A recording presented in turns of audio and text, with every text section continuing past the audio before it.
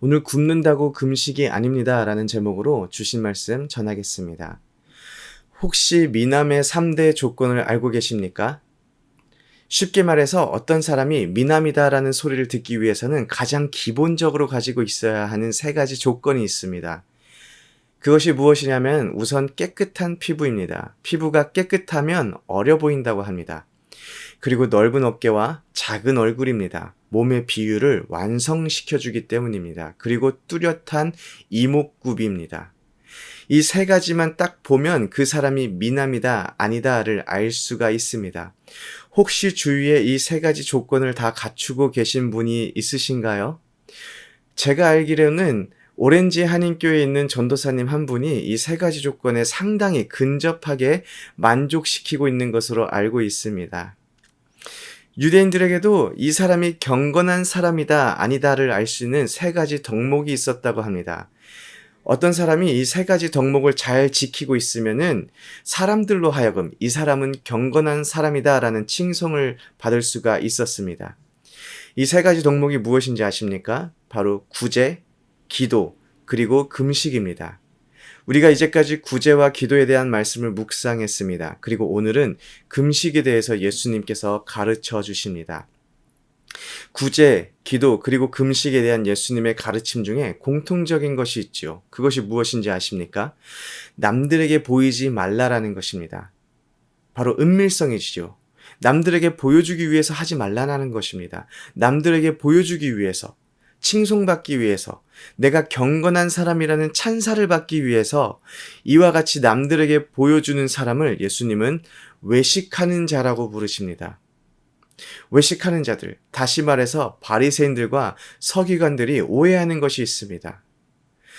구제와 기도와 금식을 하기 때문에 경건한 사람이 되는 것이 아니라 경건한 사람이기 때문에 하나님께서 기뻐하시는 구제와 기도와 금식을 한다라는 것이지요.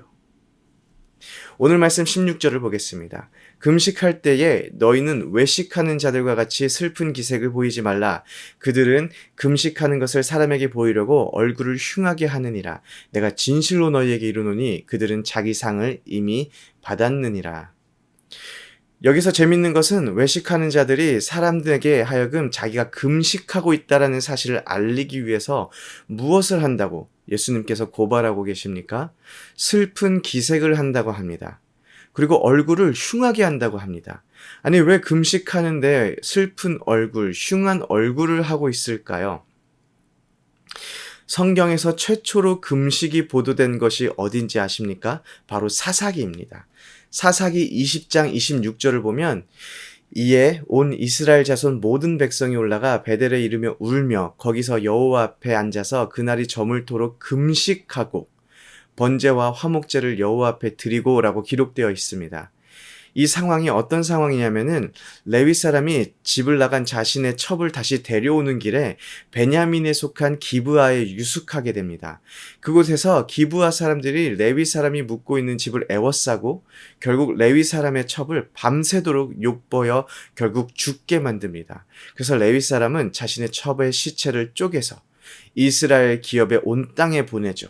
그리고 결과적으로 이스라엘 모든 백성이 모여서 베냐민 자손과 싸우게 됩니다. 연이은 베냐민과의 전투에 모두 패하게 되지요. 그리고 나서 여호와 하나님께 올라가 울면서 금식을 하는 장면입니다. 금식으로 하나님 앞에 애통한 마음을 내놓는 것을 우리가 보게 됩니다. 그리고 또 다른 구약 성경을 보면은 금식은 회개와 관련이 되어 있습니다.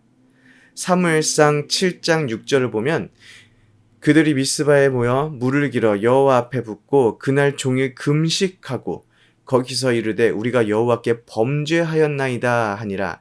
사무엘이 미스바에서 이스라엘 자손을 다스리니라 라고 기록되어 있습니다. 사무엘상 5절을 보면 이스라엘 백성들이 하나님의 궤를 마치 부적처럼 여기면서 들고 다니다가 블레셋 사람들에게 빼앗기게 됩니다. 그리고 7장에 여호와의 궤가 다시 돌아오게 되지요. 이때 사무엘이 이스라엘 백성들 앞에서 이방신들을 제거하고 여호와 하나님만 섬길 것을 명령합니다. 이 명령에 이스라엘 백성들이 회개하고 금식하게 됩니다. 또 에스더 4장을 보면 하만이 유다인들을 모두 멸하려는 계획을 세우게 됩니다. 이 사실을 모르드게가 알게 되지요. 모르드게가 이 사실을 에스더에게 알리게 되고 왕비였던 에스더가 이 문제를 왕 앞에 가지고 나아가기 전에 모든 유다인들에게 금식을 부탁합니다. 국가와 민족에게 위기가 찾아왔을 때 하나님 앞에서 금식하는 것이지요. 그리고 요나서 3장 5절 7절을 보면 이스라엘 백성들은 아니었지만 니느웨 사람들이 하나님의 심판을 피하기 위해서 하나님 앞에 회개를 하며 금식하는 것을 우리가 또한 볼 수가 있습니다. 구약에서 하나님 앞에 애통한 일을 당하였을 때 하나님의 도우심을 구하기 위해서 또 하나님 앞에서 회개하여 하나님의 심판에서 피할 수 있기를 간구할 때 그리고 민족과 국가에 큰 위험과 재난이 닥쳤을 때 금식을 했던 것을 볼 수가 있습니다. 이런 상황에서 금식하는 사람들은 머리에 재를 쓰기도 하고 애통에 울기도 하며 슬픈 기색을 보일 수밖에 없습니다. 오늘 말씀에 외식하는 자들이 슬픈 기색을 보이는 이유는 하나님의 심판을 피하기 위함도 아니고 국가와 민족의 위기 앞에 하나님의 도우심을 간절히 구하기 위함도 아니고 자신의 죄악을 용서받기 위함도 아닙니다. 그들은 사람에게 보여주기 위함입니다. 이들에 대해서 예수님께서는 자기 상을 이미 받았느니라 라고 말씀하시며 그들의 금식에 하나님은 절대로 반응하지 않을 것임을 알려주고 계십니다. 예수님은 오히려 금식하는 자가 금식하는 것을 남들이 알지 못하도록 머리에 기름을 바르고 얼굴을 씻고 금식하라고 합니다. 어떤 사람은 이것을 가지고 하나님께 기름 부음 받는 것을 상징한다고 말하고 있는데 사실 그런 종교적인 의미보다는 행복과 기쁨을 나타내는 사람처럼 몸을 치장하는 의미를 가지고 있습니다. 이렇게 치장해야 하는 이유는 다른 것이 아니라 바로 은밀성입니다. 다른 사람들은 모르게 하나님 아버지에게만 금식하는 것을 보이기 위함입니다. 그때의 은밀한 중에 보시는 하나님께서 갚으신다고 말씀하고 계십니다. 여러분, 우리는 언제 금식합니까? 주로 무언가 필요한 것을 얻을 때 금식합니다. 하나님 저에게 이것을 주시옵소서, 하나님 제 소원을 들어주시옵소서 라고 기도할 때 금식하는 경우가 거의 대부분입니다. 사실 저도 예전에는 금식이 그런 것인 줄 알았습니다. 하나님 이것을 들어주지 않으면 저는 굶어 죽을 것입니다. 그러니까 초상나는 거 보고 싶지 않으시면 이거 들어주세요. 이것이 목숨을 건 기도이고 하나님을 움직이는 위대한 금식이라고 생각했습니다. 그런데 이것은 정말로 큰 오해입니다. 이것은 마치 어린아이가 장난감 가게 앞에서 장난감 사달라고 누워서 우는 것과 크게 다르지가 않습니다. 오해하지 말아야 할 것은 우리에게 감당하기 어려운 문제나 위기가 찾아왔을 때 하나님의 도우심과 인도하심을 바랄 때 우리 금식하는 것이 잘못됐다라고 말하는 것이 아닙니다.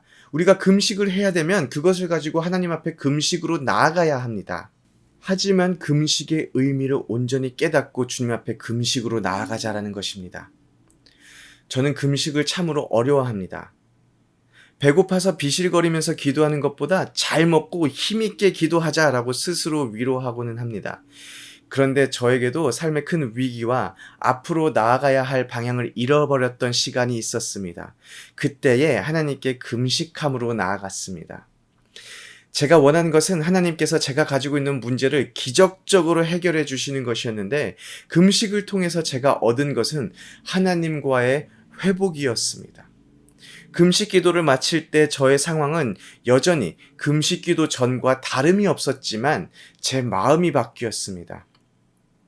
어떻게 바뀌었냐면은 하나님께서 다 계획이 있으시니 그 선한 계획을 난 그냥 믿으면 된다. 비록 내 눈에 보여지는 길, 바뀌는 상황이 당장 없다고 하더라도 하나님은 항상 나에게 최고의 것을, 최선의 것을 계획하고 계신다는 믿음이, 그 믿음이 회복되었습니다. 물론 또 그 이후로 하나님께서 저의 문제를 해결해 주시고 인도해 주시는 것을 저는 바라볼 수가 있었습니다.